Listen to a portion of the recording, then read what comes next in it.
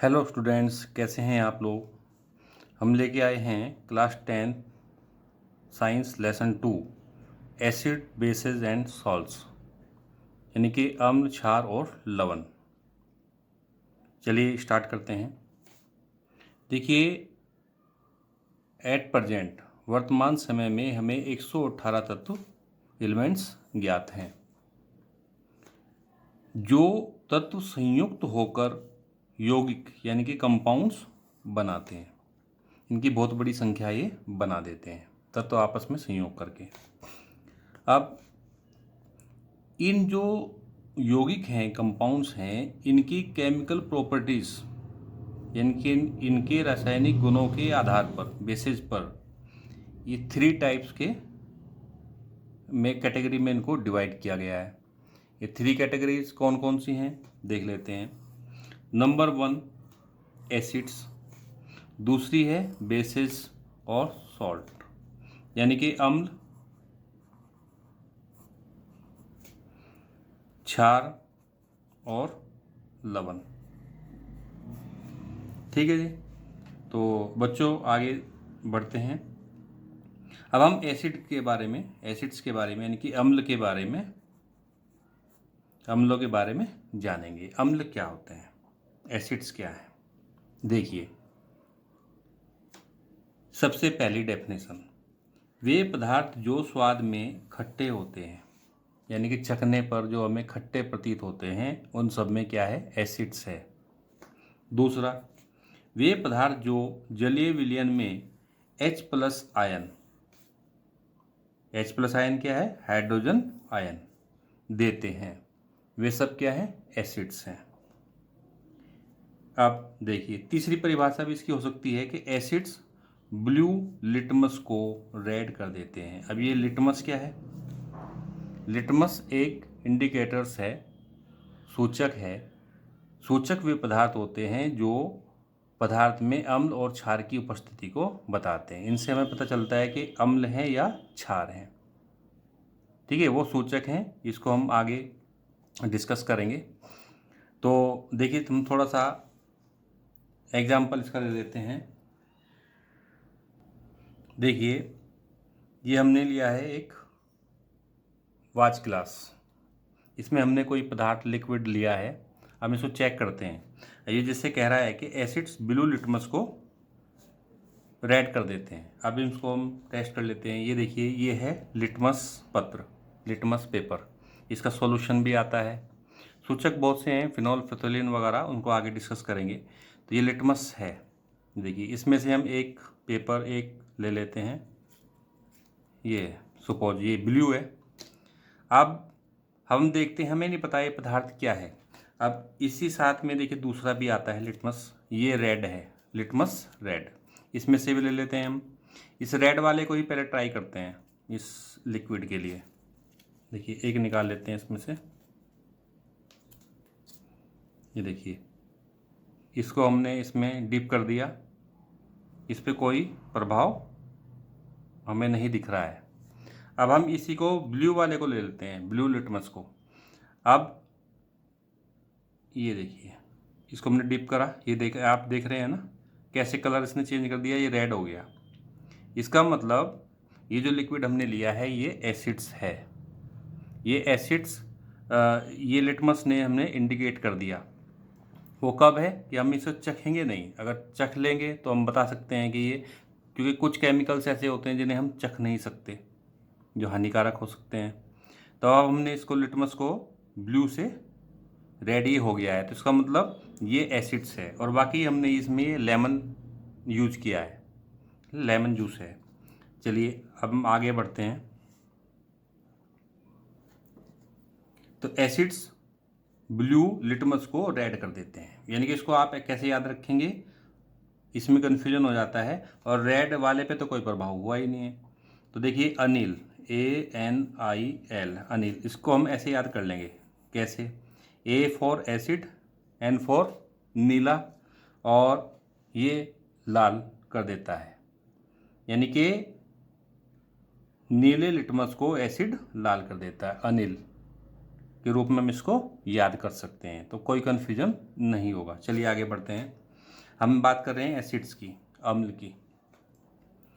तो ये अम्ल भी दो प्रकार के होते हैं। नंबर 1 दुर्बल अम्ल यानी कि weak acid, second strong acid और प्रबल अम्ल जिसे कहते हैं। चलिए इनके बारे में हम जानते हैं। देखिए बच्चों, एसिड्स, वीक एसिड्स यानी कि दुर्बल अम्ल, इसकी हम बात कर लेते हैं। ये दुर्बल क्या है, नाम से पता चल रहा है दुर्बल है, कमज़ोर है ना, वीक है। ये ऑर्गेनिक एसिड और नेचुरल एसिड्स होते हैं। देखिए, ये पादप यानी कि प्लांट्स में, पदार्थों में तथा प्राणियों में ऑर्गेनिक एसिड्स यानी कार्बनिक अम्ल के रूप में पाए जाते हैं। ये प्रकृति में पाए जाने वाले एसिड्स होते हैं, ये नेचुरल होते हैं। ठीक, ये खाने योग्य होते हैं, इडेबल होते हैं, इनको हम यूज कर सकते हैं, ये हानिकारक नहीं होते हैं। कौन कौन से होते हैं उसके लिए हम एग्जाम्पल ले लेते हैं। देखिए एग्जाम्पल हमने ले लिया है एसिटिक एसिड, या इसका दूसरा नाम है एथेनोइक एसिड। ये कहाँ पाया जाता है, सिरका जो हम यूज करते हैं, सिरका आप यूज करते होंगे जिसमें प्याज को डीप कर देते हैं सिरके में डालकर, है ना। और दूसरा है सिट्रिक एसिड, ठीक है, ये कहाँ पाया जाता है, नींबू के, ये संतरे के रस में। लैक्टिक एसिड कहाँ पाया जाता है, खट्टे दूध या दही में ये पाया जाता है लैक्टिक एसिड। टार्टरिक एसिड भी इसका एग्जाम्पल है, जो एडेबल है, खाया जा सकता है। ये इमली में और कच्चे अंगूरों में हमें प्राप्त होता है। ऑक्जेलिक एसिड ये हमें टमाटर में प्राप्त होता है। और फॉर्मिक एसिड या दूसरा नाम है इसका मेथेनोइक एसिड, ये हमें कहाँ मिलता है, चींटी के डंक में, या जैसे मधुमक्खी है और भी इस तरह के हानिकारक हैं, और ये बिच्छू घास में और बिच्छू के डंक में, ये सब क्या पाया जाता है, फॉर्मिक एसिड या मेथेनोइक एसिड। बिच्छू घास अक्सर पर्वतीय क्षेत्रों में पाया जाता है। इसको बॉईल करके इसकी सब्जी वगैरह भी बनाई जाती है, काफ़ी टेस्टी होती है, हमने तो खैर टेस्ट की है।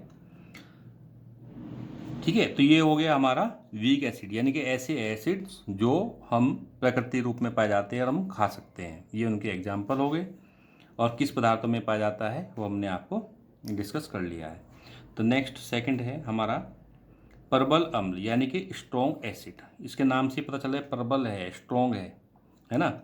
ये होते हैं मिनरल एसिड्स, ये मैन मेड होते हैं, मनुष्य द्वारा बनाए जाते हैं।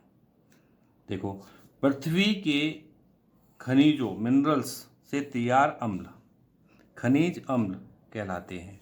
ये मैन मेड होते हैं, मनुष्य द्वारा निर्मित होते हैं।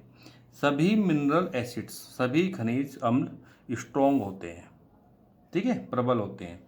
केवल कार्बोनिक एसिड वीक एसिड होते हैं।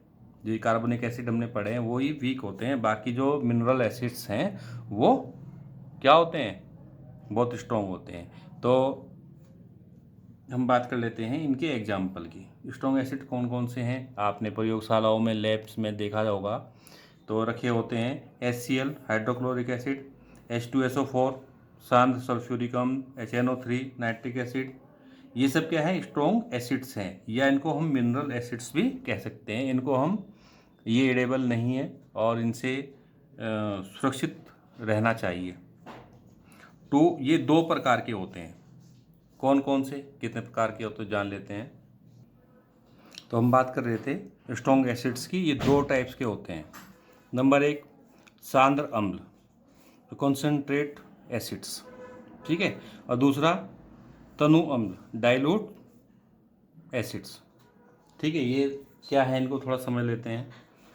सांद्र अम्ल, कॉन्सेंट्रेट एसिड्स, वे अम्ल जिनमें जल की न्यूनतम मात्रा होती है और ये काफ़ी खतरनाक होते हैं, जैसे कॉन्सेंट्रेट HCl, कॉन्सेंट्रेट H2SO4 आदि। कॉन्सेंट्रेट मतलब इनमें जल की न्यूनतम मात्रा होती है, ये बहुत हानिकारक होते हैं। इनको प्रयोग लैब्स में तो किया ही नहीं जाता है, ठीक है। दूसरा तनु अम्ल, डाइल्यूट एसिड्स, वे अम्ल जिनमें जल की काफ़ी मात्रा होती है।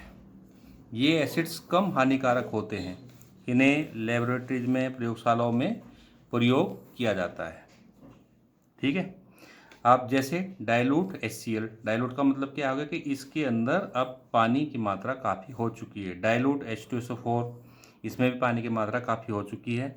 हानिकारक तो है लेकिन कम है, इसकी तुलना में ये कम हानिकारक है। ये तो त्वचा को भी जला देंगे कॉन्सेंट्रेट वाले, है ना, बहुत नुकसान कर देंगे। ये कम नुकसान करते हैं, नुकसान तो करते हैं लेकिन कम। ठीक है। तो अब लेकिन इसको डाइल्यूट एसिड्स, तो ये जो मिनरल एसिड्स हैं ये कॉन्सेंट्रेट ही होते हैं, इनको डाइल्यूट कैसे करते हैं इसका भी एक मेथड है, उसको हम समझेंगे।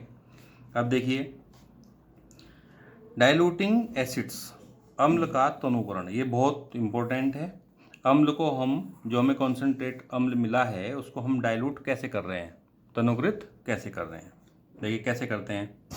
देखिए, एसिड्स को यानी कि अम्ल को डाइल्यूट करने के लिए इन्हें जल में मिलाया जाता है, या ये ऊष्माक्षेपी अभिक्रिया है।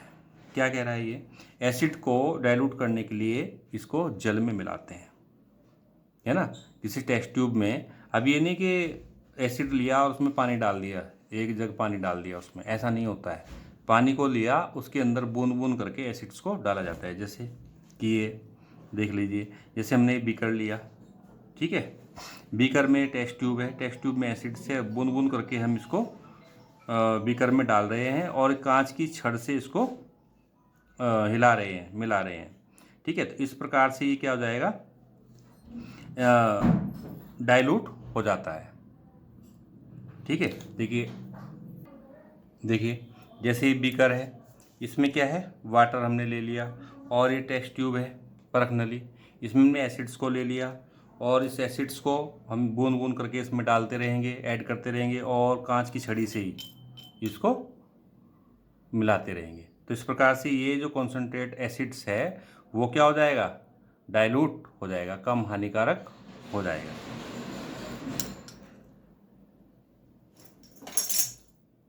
चलिए देखिए, तो ये समझ में आया है बच्चों। ठीक है। और ये कैसी अभिक्रिया है, ऊष्माक्षेपी अभिक्रिया है। जैसे जैसे हम उसमें ऐड करते जाएंगे उसमें से ऊष्मा की मात्रा निकलती जाएगी। यदि हम जल में एक साथ एसिड डाल देंगे बहुत सारा, बहुत विस्फोट हो सकता है, बहुत अधिक मात्रा में ऊष्मा निकल सकती है, ये हानिकारक हो सकता है। तो इसको बहुत ही जागरूकता की, अवेयरनेस की उसमें बहुत ज़रूरत पड़ती है। अब कॉन्सेंट्रेट एसिड को डाइल्यूट, तनुकृत करने के लिए अम्ल को धीरे धीरे जल में बूंद बूंद करके डाला जाता है, और जल को एसिड्स में नहीं डालते, ध्यान रखने की बात है। ठीक है। तो हम आगे बढ़ते हैं। देखिए, हम जानते हैं कि एसिड्स को हम धीरे धीरे बूंद बूंद करके वाटर में क्यों डालते हैं। इससे क्या होता है कि जो हीट है उसमें वो धीरे धीरे रिलीज होती है। इसके उल्टा अगर हम वाटर को एसिड्स में डाल दें एकदम से, है ना, या वाटर को एसिड में डालें, एसिड को तो वाटर में डालना ही है, अगर हम वाटर को एसिड में डाल दें तो क्या होगा, एकदम से विस्फोट हो जाएगा, हमारे कपड़े, चेहरा, स्किन्स, आइज़ ये जल सकती हैं। ठीक है ना। और एसिड क्या करता है, तीव्र जलन उत्पन्न करता है, बहुत अधिक। आप देख लीजिए, जैसे बहुत हल्का सा है, किसी चींटी का डंक है, वो तो ईडेबल मतलब वीक एसिड है, फिर भी इतनी जलन उत्पन्न करता है, और ये तो कॉन्सेंट्रेट है, ये कितनी जलन उत्पन्न करेगा। ठीक है। अब देखिए, प्रॉपर्टीज ऑफ एसिड्स, एसिड्स के गुणधर्म क्या है। देखिए, नंबर 1, एसिड्स का टेस्ट जो है वो खट्टा होता है, ये तो हो गया था, और ये नीले लिटमस को लाल कर देता है, अनिल के रूप में हम इसको याद रखेंगे। एसिड सॉल्यूशन विद्युत का चालन, विद्युत अपघट्य होता है, यानी कि कह रहा है एसिड के जो विलयन हैं वो विद्युत का चालन करते हैं। यदि एसिड का कोई विलयन है वो विद्युत का चालन करेगा। इसमें हम क्या कर देंगे, विद्युत प्रवाहित करेंगे, विद्युत धारा प्रवाहित करेंगे, तो वो विद्युत का चालन करेगा, कंडक्ट करेगा उसको। तो विद्युत अपघट्य होते हैं, ऐसे क्या होते कहलाते हैं, विद्युत अपघट्य कहलाते हैं विलयन। सभी एसिड्स विद्युत अपघट्य होते हैं और धारा प्रवाहित करते हैं, उनमें धारा प्रवाहित की जा सकती है। नेक्स्ट, एसिड मेटल्स के रिएक्ट करता है, उस पर मेटल पे अगर हम इसको एसिड्स को डाल दें तो उस पर रिएक्ट करेगा, रिएक्शन करेगा। ये सॉल्ट और H2 गैस बनाते हैं। कैसे देख लीजिए, मतलब जिंक धातु है, जिंक मेटल है, उस पर हमने H2SO4 डाल दिया, अभिक्रिया करा दी, तो क्या बन जाएगा, जिंक सल्फेट, जो एक सॉल्ट होगा, लवण होगा, और H2 गैस रिलीज हो जाएगी। देखिए हमने किया भी है, यहाँ पे बीकर है, ठीक है, और इसमें हमने टेस्ट ट्यूब में क्या लिया है, जिंक मेटल ली है, ये जिंक मेटल। यहाँ पे हमने एक ये नलिका, विसर्जन नलिका लगाई है, जो कि जाके यहाँ बीकर में ऐड हो जा रही है। और यहाँ पे क्या है, ये साबुन का पानी हमने ले लिया है ना, और इस पानी में क्या है, ये धीरे धीरे ये सब जिंक, ये H2SO4 यहाँ पे जब इसमें रिलीज होगा तो बुलबुलों के रूप में क्या होगा, यहाँ पे क्या करते हैं, हम एक कैंडल को, जलती हुई कैंडल को ले जाते हैं, और ये जो गैस है इसमें फट फट की ध्वनि की आवाज़ के साथ ये निकलती, तो इससे पता चलता है ये हाइड्रोजन गैस रिलीज हो रही है। चलिए हम आगे देखते हैं। अब दही या खट्टे पदार्थों को मेटल के बर्तन में, यानी कि धातुओं के बर्तन में, जैसे तांबा और पीतल आदि में नहीं रखना चाहिए। आप समझ गए ना क्यों नहीं रखना चाहिए, वो एसिड उससे क्रिया कर लेगा और सॉल्ट बना देगा, जो कि हानिकारक होगा। हाँ, और ये क्योंकि ये विषाक्त धातु ऑक्साइड यौगिक बनाते हैं। जब एसिड, ये जो है जिंक सल्फेट, ये सॉल्ट तो है लेकिन ये विषाक्त है ना, ये विषाक्त यानी कि पॉइजन टाइप के पदार्थों को बना देंगे। ये यौगिक कैसे होंगे, जहरीले होंगे, हानिकारक होंगे। देखिए एसिड अम्ल मेटल कार्बोनेट और हाइड्रोजन कार्बोनेट से रिएक्ट करता है और कार्बन डाइऑक्साइड गैस को रिलीज करता है। ये सिंबल किसका है, रिलीज का। जैसे सोडियम कार्बोनेट HCl हाइड्रोक्लोरिक अम्ल से क्रिया करी तो सोडियम क्लोराइड सॉल्ट बन गया और कार्बन डाइऑक्साइड गैस निकली और जल प्राप्त होता है। ऐसी दूसरी इसकी रिएक्शन है, सोडियम हाइड्रोजन कार्बोनेट से क्रिया करी हाइड्रोक्लोरिक अम्ल ने, सोडियम क्लोराइड लवण बन गया, कार्बन डाइऑक्साइड गैस और जल प्राप्त हो जाता है। प्राप्त CO2 को यदि कैल्शियम हाइड्रोक्साइड चूने के पानी में प्रवाहित कर दें तो क्या होगा, कैल्शियम हाइड्रोक्साइड कार्बन डाइऑक्साइड से रिएक्ट कर, इसमें प्रवाहित कर दिया हमने, तो कैल्शियम कार्बोनेट का एक सफ़ेद अवक्षेप हमें प्राप्त होगा और जल प्राप्त होगा। ये जो कैल्शियम कार्बोनेट चूने के जो पानी को दूधिया कर देता है। ये चूने का पानी है, जब इसमें ऐड होगा तो उस पानी को ये दूधिया कर देगा, जिससे हमें पता चल जाएगा कि रासायनिक अभिक्रिया हुई है। चलिए देखिए, यदि कोई व्यक्ति अधिक भोजन कर लेता है तो एसिडिटी बन जाती है, जैसे खट्टी डकारे आना, है ना, हम उसे पाक सोडा, ठीक है, दे सकते हैं। जो खाने का सोडा होता है उसको दे सकते हैं, क्योंकि सोडियम हाइड्रोजन कार्बोनेट वो जो है यह एक बेस है, एक क्षार है, जो एसिड से क्रिया कर उसे उदासीन कर देता है, न्यूट्रल कर देता है। अब जलन एसिड को की जो जलन उत्पन्न हुई है उसको कम कर देता है, ठीक है। यानी कि इसके बारे में अभी बात करेंगे, एसिड और बेस की जब क्रिया होती है तो क्या होता है। अब देखिए लाइमस्टोन, मार्बल, चाक एक ही कंपाउंड्स के बने होते हैं। कौन कौन, लाइमस्टोन, मार्बल, चाक, जो कैल्शियम कार्बोनेट कहलाता है, CaCO3 कैल्शियम कार्बोनेट कहलाता है। देखिए एग्स के जो खोल होता है, अंडे का जो खोल होता है, कवर होता है ऊपर वाला, वो भी कैल्शियम कार्बोनेट CaCO3 का ही बना होता है। चलिए हम आगे बढ़ते हैं। अब ये एसिड्स 6 नंबर की हम प्रॉपर्टीज़ की बात कर रहे हैं। बेस के साथ रिएक्ट करिए, इंपॉर्टेंट है, साल्ट बनाता है। यानी कि हमने एसिड लिया और बेस लिया, क्षार, दोनों को क्रिया कराई तो ये क्या हो जाता है, H2O जल बना देता है, साल्ट बनाता है और जल बनता है। जैसे अम्ल की क्रिया क्षार से हुई तो लवण बनेगा और जल बनेगा, है ना। ये रिएक्टेंट्स हैं, LHS अभिकारक हैं, ये प्रोडक्ट हैं RHS में। अब देखिए अम्ल को ले लेते हैं हम HCl हाइड्रोक्लोरिक अम्ल एक्वा, यानी कि इसका जलीय विलयन है। इसके साथ हमने क्रिया कराई किसकी, NaOH सोडियम हाइड्रॉक्साइड, जो कि एक क्षार है। ठीक है, ये एसिड है, ये क्षार है। क्रिया करा दी हमने, इसकी रिएक्शन कराई, रिएक्शन होगी तो क्या होगा, सोडियम क्लोराइड, ये भी एक्वा यानी कि जलीय विलयन है और ये भी जलीय विलयन है। Sodium chloride salt, sodium chloride है, ये साल्ट हमें प्राप्त हो गया। और देखिए ये दोनों Na, ये जो Na है ये Cl के साथ चला गया और H2O यहाँ हमें प्राप्त हो गया। ठीक है ना, ये देखिए Na किस साथ चला गया, Cl के साथ, और H2 ये यहाँ पे इसके साथ बच गया, यानी कि विस्थापन अभिक्रिया हो गई है। वो तो रासायनिक अभिक्रिया में हमने बात की थी फर्स्ट लेसन में। तो इस अभिक्रिया को जब हम अम्ल और क्षार की क्रिया कराते हैं, जैसे हमने बात की थी कि भाई एसिड बन रहा है किसी को, उसको क्षार दे देते हैं, पाक सोडा हम खिला देते हैं, एंटासिड यानी कि प्रतिजैविक उसको प्रति अम्ल खिला देते हैं, तो वो एसिड और बेस दोनों मिलकर न्यूट्रल हो जाएंगे। तो वो जलन जो एसिड से बन रही है, डकारें आ रही हैं, वो कम हो जाएंगी, ख़त्म हो जाएंगी, है ना। तो ये सोडियम क्लोराइड इस अभिक्रिया से जो हमें प्राप्त हुआ है ना, ये साधारण नमक है जिसे हम यूज करते हैं। ये न्यूट्रलाइजेशन रिएक्शन उदासीनीकरण अभिक्रिया, उदासीनीकरण अभिक्रिया कहलाती है। ये एग्जाम में आ जाता है, उदासीनीकरण अभिक्रिया क्या है समझाइए उदाहरण से, तो ये आप इसको कर सकते हैं। अब एसिडिटी बनने पर एंटासिड प्रति अम्ल क्या होता है, जो क्षार होता है वो दिया जाता है, जब एसिड को क्षार खत्म कर देगा, न्यूट्रल कर देगा। एसिड जैसे कभी मधुमक्खी ने काट दिया तो उसके डंक में क्या है, एसिड है।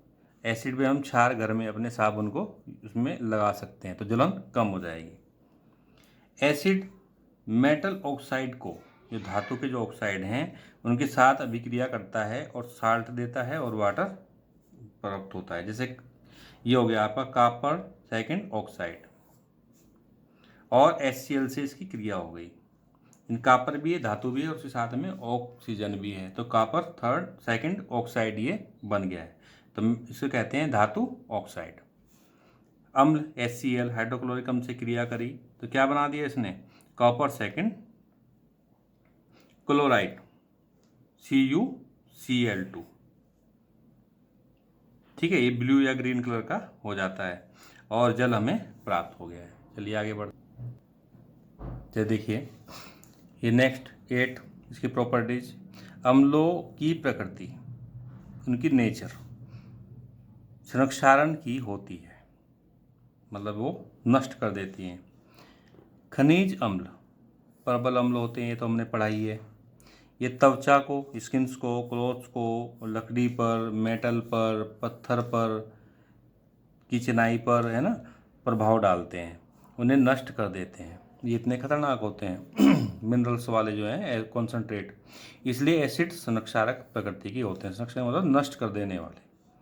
एसिड को कभी भी मेटल पात्रों में नहीं रखा जाता। आपने देखा भी होगा प्रयोगशालाओं में हमेशा कांच की बोतलों में ही एसिड्स होते हैं कांच में ये रिएक्ट नहीं करता है। ठीक है, अब कांच पर, चीनी मिट्टी के बर्तन, इन पे से एसिड का कोई प्रभाव नहीं होता है, तो इसलिए आपने देखा होगा अक्सर ये लेबोरेटरी में सॉरी इसमें ही रखे जाते हैं। अब कॉमन फैक्टर ऑफ एसिड्स, जो अम्लों के जो कॉमन फैक्टर हैं, है ना, कारक हैं, वो क्या हैं। सभी अम्ल, इनकी में एक जैसी बात क्या है, सभी अम्लों में हाइड्रोजन होता है। सही बात है। अब आप ये कभी भी देख लो, कहीं पे भी HCl H अगर कहीं आ रहा है तो ये वो क्या है, अम्ल है। क्षार की बात हम अगले नेक्स्ट उसमें करेंगे। तो हाइड्रोजन होता है। एसिड जल में विलय होने पर वियोजित या अपचयित होने पर हाइड्रोजन आयन H+ आयन देते हैं। कैसे देते हैं, देखो HCl है मान लिया, इसका जलीय विलयन है हाइड्रोजन क्लोराइड, ये H+, अब किस में टूट गया है, जब हमने इसको वियोजित हुआ ये H+ आयन में और Cl- आयन में। H+ और Cl-, ये धन आयन और ये ऋण आयन, तो H+ आयन में ये वियोजित हो गया है, हाइड्रोजन आयन बना दिया, उसने क्लोराइड आयन बना दिया। तो चलिए इसको आगे थोड़ा और समझते हैं। चलिए देखिए, अब हाइड्रोजन आयन यानी कि H प्लस आयन के रूप में ये नहीं रहते। अब हमने ये वियोजित तो हो गए, अब ये H प्लस आयन के रूप में ही नहीं रहेगा। ये क्या करेगा, जल के जो मॉलिक्यूल हैं, जो वाटर के अणु हैं, मॉलिक्यूल्स हैं, उनसे जुड़ जाएगा और हाइड्रोनियम आयन बना लेगा। यानी कि H प्लस आयन जो है ये H2O जल में भी क्या है, हाइड्रोजन है, तो ये H एक ही हो गया H3O। ये क्या है, ये हाइड्रोजन आयन है, ये वाटर है, वो वाटर हो गया, और ये हाइड्रोनियम आयन बना देगा H3O। ये इसके रूप में H प्लस आयन रहता है।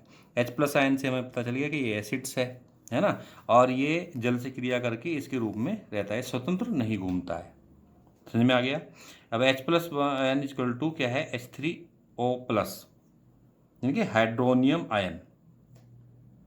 इसको हम कैसे लिख सकते हैं, H3O को H प्लस प्लस H2O के रूप में भी लिखा जा सकता है। देखिए ऐसे ही H2SO4 शांत सल्फ्यूरिक अम्ल 2H प्लस सल्फेट, ऐसे ही CH3COOH में H प्लस और बाकी का ये HNO3 में H प्लस का एक आयन है और NO3, और ऐसे ही हाइड्रोनियम आयन H प्लस अपना अलग से उत्पन्न रिलीज होगा जब हम उसको जलीय विलयन में अपघटित करेंगे। अब देखिए ग्लूकोज C6H12O6 जिसका सूत्र है, एल्कोहल जिसका सूत्र है C2H5OH में हाइड्रोजन होता है। ये अम्लीय लक्षण नहीं देते। देखो ग्लूकोज क्या है और एल्कोहल, इनमें क्या है, H आ रहा है, ये H आ रहा है, इनमें हाइड्रोजन आयन तो है, हाइड्रोजन तो इनमें है, लेकिन ये अम्लीय लक्षण नहीं देते हैं, तो ये अम्ल वाले ही, लेकिन अम्लीय लक्षण को प्रदर्शित नहीं करते हैं। कौन, ग्लूकोज और एल्कोहल C6H12O6 और C2H5OH। चलिए, क्योंकि जल में विलय करने पर किसको, ग्लूकोज को और या एल्कोहल को, इनकी हाइड्रोजन H प्लस पृथक नहीं होते। ठीक है, अगर पृथक हो जाएंगे तो वो एसिड्स बन ही जाएगा, लेकिन ये पृथक नहीं हो रहा है, इससे अलग नहीं हो रहा है, तो वो एसिड नहीं होगा, एसिड प्रकृति प्रकट नहीं करेगा, तो ये आयनित होते ही नहीं है।